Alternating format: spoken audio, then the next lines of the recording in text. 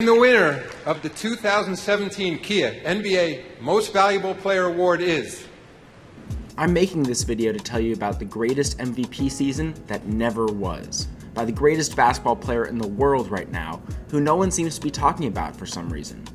While the record books for the 2017 NBA season say that Russell Westbrook absolutely slayed the competition en route to an MVP award, as great as Westbrook was, his MVP season rightfully belonged to someone else.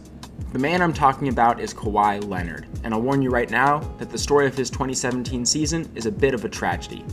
The San Antonio Spurs were up by 23 points against the future NBA champion Golden State Warriors in the first game of the Western Conference Finals, when Kawhi suffered this ankle injury that forced him to miss the rest of the postseason. The Spurs were 2-1 against the Warriors that season, and 14-7 against the Warriors ever since Kawhi was drafted, making the Spurs the only team in the NBA with a winning record over Golden State during that time. Without Kawhi, the Spurs blew their big lead and were easily swept in the rest of the series, with the Warriors going on to have the most dominant and lopsided championship run in NBA history. While Kawhi, the one guy who could stand up to the Warriors, faced a year of constant injuries, being forced to sit on the sidelines in his prime at 26 years old as he watches a new generation of MVP players emerge. He may not ever get as good a shot at MVP as he did in 2017. So, let's take a moment to talk about Kawhi's season and why he deserved recognition as the most valuable player in the NBA. Indubitably. An NBA MVP needs a couple things. He needs a great team, great stats, great contributions on both offense and defense, great clutch moments, and finally, and maybe most importantly, a great narrative. Let's start by talking about the teams.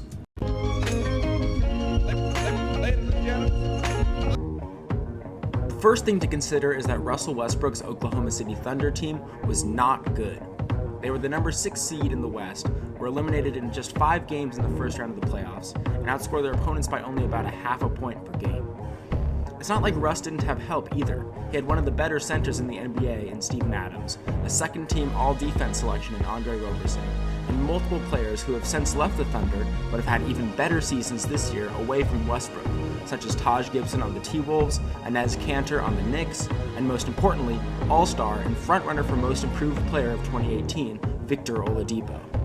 The Spurs, on the other hand, were clearly the second-best team in the NBA in 2017. If it weren't for the Warriors' freakishly good season, we'd be talking about how the Spurs' 61 wins make them nearly a top 50 team all time. When you look at the Spurs roster, you'll probably wonder, how on earth are they that good?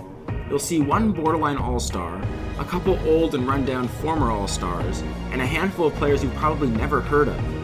Sure, they have one of the best coaches ever in Greg Popovich, but the reason these Spurs were the only team capable of competing with Golden State that year was because of Kawhi Leonard, who we need to start understanding is a transformative type of player in the mold of Michael Jordan or Kobe Bryant, who makes any team he's on great. Do you think I'm going a little bit overboard with those comparisons? Indubitably. Well, just wait until we go over some of the stats from Kawhi's historic 2017 NBA season.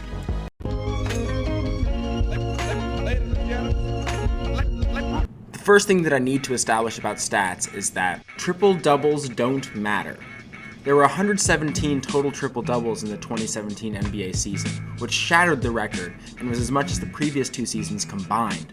Why do we worship the triple-double unlike any statistic in all of sports when it's not that illustrious of a group? I mean, there's guys like Tim Frazier, Ty Lawson, Elfrid Payton, and Malcolm Brogdon on this list. Triple-doubles come easily to any ball-heavy guard who has a certain set of responsibilities. I mean, our whole 10-digit based number system is just based off the fact that humans have 10 fingers for counting things, and that's totally random and just based on evolutionary biology. How valuable really is that 10th point, that 10th rebound, or that 10th assist over the 9th? Sure, Russell Westbrook and Oscar Robertson are the only players to ever average a triple-double over the course of a season, but if we look at all the players who have ever put up Kawhi statistics with his rare combination of scoring, efficiency, and defense, there's only one, and it's Michael Jordan in 1997. And it's not even fair to look at these raw counting stats for Kawhi because the Spurs had the 4th slowest pace in the NBA, and Coach Pop played Kawhi less minutes than any other superstar, which deflated all of his stats, making them lower than they should be. If we look at non-counting stats, though, we see that Kawhi had a better offensive and defensive rating than any of his MVP competitors, and his usage rate was actually ahead of LeBron's. If we adjust his stats per 100 possessions, then we see that he scored just as much as Westbrook, Harden, or LeBron, with better percentages than all three of them in three-pointers, free throws, and field goals. And the biggest difference is that while Westbrook and Harden set NBA records for the most turnovers in a season, Kawhi had less than half as much, significantly lower than his competition.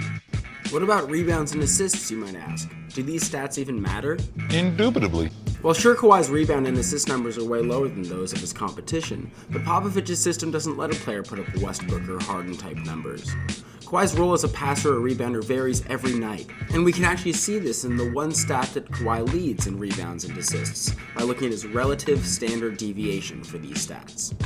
Relative standard deviation may sound complicated, but it's basically just a way of seeing how much a stat deviates or changes relative to its average. Basically how spread out it is. So a high standard deviation means a stat changes around a lot night to night, while a lower one means it stays consistent. I've gone ahead and calculated these numbers for Kawhi, Westbrook, Harden, and LeBron, and while all four had fairly consistent point totals, Kawhi had way more variation in his rebounds and assists, which means there might be games where he gets 0 assists or only 1 rebound, but there are also games where he steps up to have 12 or 15 rebounds and 7 or 8 assists.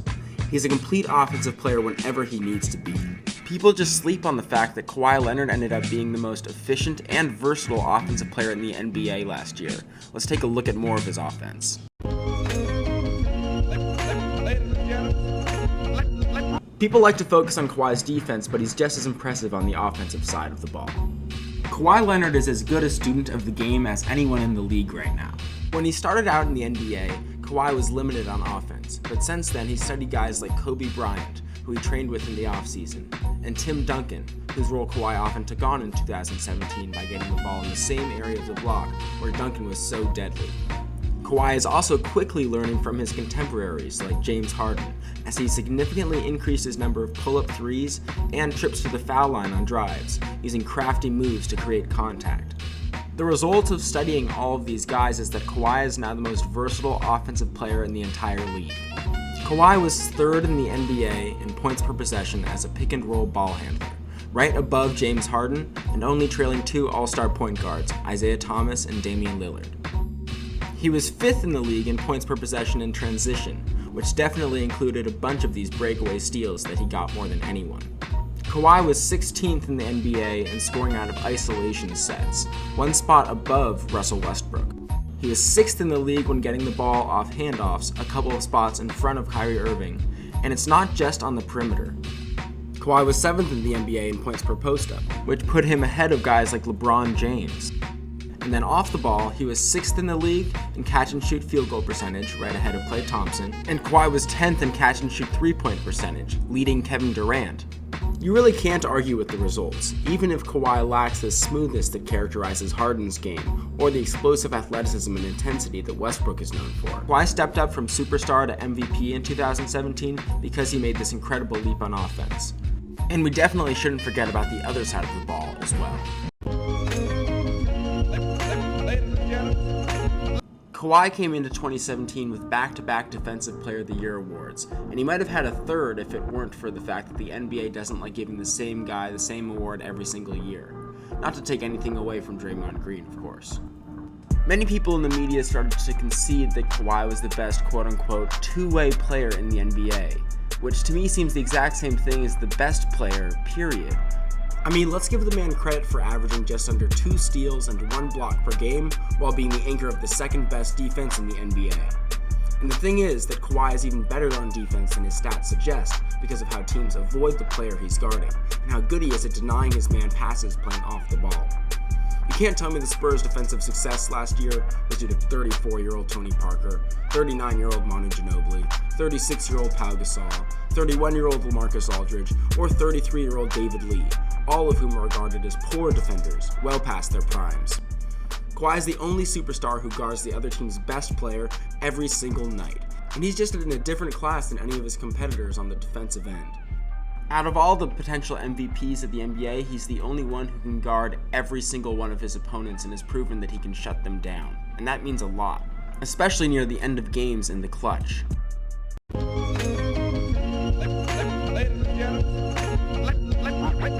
First, I want to establish what it really means to be clutch. Clutch plays can come on either side of the ball.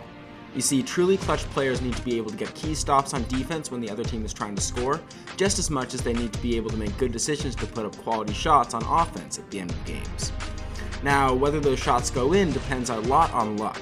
Being clutch isn't about banking in buzzer beaters, but rather being dependable down the stretch, in a game's final moments, on either end of the floor. A perfect example of how we as fans often misconstrue what it really means to be clutch is in the 2013 NBA Finals, when Kawhi went in and out on a free throw that could have secured the Spurs a championship. By most measures, he was terribly unclutch in this moment, in his second season in the NBA. But let's not forget how he shut down LeBron James on possession after possession down the stretch. And if he is just a centimeter closer on that free throw, and Miami hadn't had the craziest comeback in Finals history, we're talking about a guy who would have been a back-to-back Finals MVP by the time he was 22, rather than a guy who choked. Skip ahead 4.5 years, and here's what he does against one of the NBA's best teams and fellow MVP candidate James Harden. Hits the three on one end, and quickly gets back on defense. You see him guard the other team's best player, Harden, on this drive, battles through the screen, recovers in time to block the shot, and then even grabs the rebound on the follow-up shot attempt. Now that's clutch. Now, Kawhi's numbers at the end of the game in 2017 were not out of this world, but he's had a couple big-time plays to win his team games for sure. Kawhi is always under control and composed at the end of the game, whereas his competition tends to get a little flustered with the game on the line and take some bad shots. But hey, that's all forgiven for a good story, right? Indubitably. I mean, Kawhi checks off for having a great team, great stats, great offense and defense, and great work in the clutch. But does Kawhi have an MVP caliber story like Westbrook in his first year without Kevin Durant? Let's see.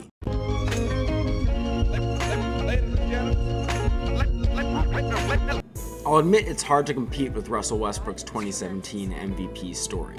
I mean, Russ came into the season having just been abandoned by longtime best friend and teammate Kevin Durant, who ditched him to join the Thunder's rival Golden State Warriors. Westbrook responded by playing with visible passion, and succeeded in doing what many thought was impossible, averaging a triple-double over a whole season. Because of his uniquely ostentatious and individualized style, both on and off the court, and some incredibly flashy and memorable moments, he easily fit into the MVP narrative.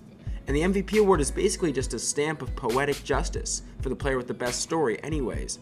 The story component of the MVP award is mostly driven by the media, who pounced on all of the headline potential and highlights from Harden and Westbrook. But is this really what is most valuable? In the 2017 NBA season, the league lost two of its greatest players ever, Kobe Bryant and Tim Duncan.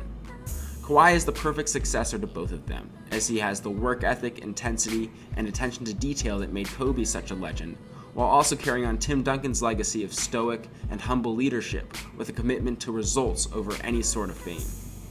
Kawhi is a guy who actively avoids media attention, but that's not to say he doesn't have an amazing and inspiring story to tell. It was 10 years ago that Kawhi Leonard suffered the tragedy of his father being shot to death outside of work while Kawhi played a high school basketball game in his hometown of Riverside, California. In those 10 years, there's been no one who has worked as hard and improved as much as Kawhi Leonard, and 2017 was the first year we saw the expanse of what he was capable of doing. Kawhi may only have 4 tweets in the history of his Twitter account, and his sister may do all the work on his recently formed Instagram page, but that doesn't make him any less deserving of our attention, and it certainly does not make him any less valuable.